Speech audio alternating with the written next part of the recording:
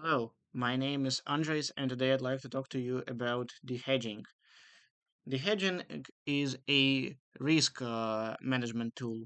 Uh, the idea of hedging is basically to decrease the amount of expected returns for the sake of decreasing the risk. Hedging with derivatives is one of the most well known applications of the hedging strategies. There is the distinction between call option and put option in trading with derivatives. So, whenever you want to sign a contract for option, you search for another person that agrees to have this agreement with you, and you give him a particular amount of money.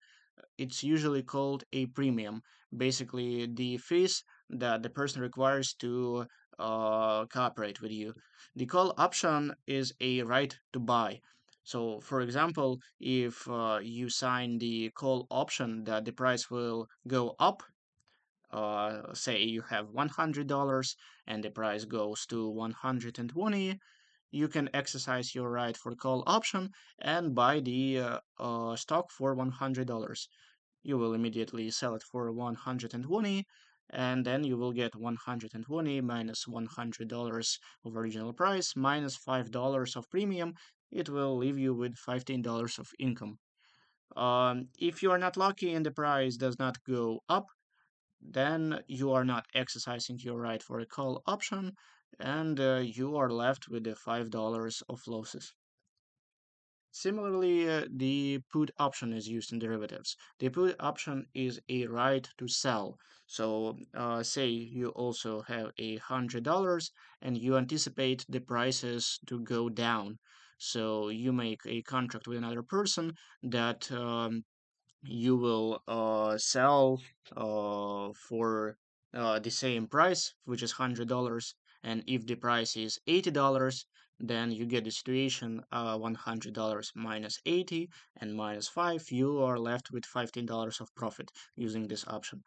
If the price doesn't go down, or by contrast goes up or stays the same, you obviously don't exercise your right for option and you are left with the $5 of losses. Hedging is also used in portfolio strategies. If you want to diversify your portfolio to reduce risk, you might come up with hedging. And what one of the useful ways to do so is the correlation coefficient. Here we see the picture from the trading view, and I decided to correlate the Apple stocks with the gold. So how the correlation coefficient works? You see the yellow line at the bottom, and as of now, it is as of 0.67.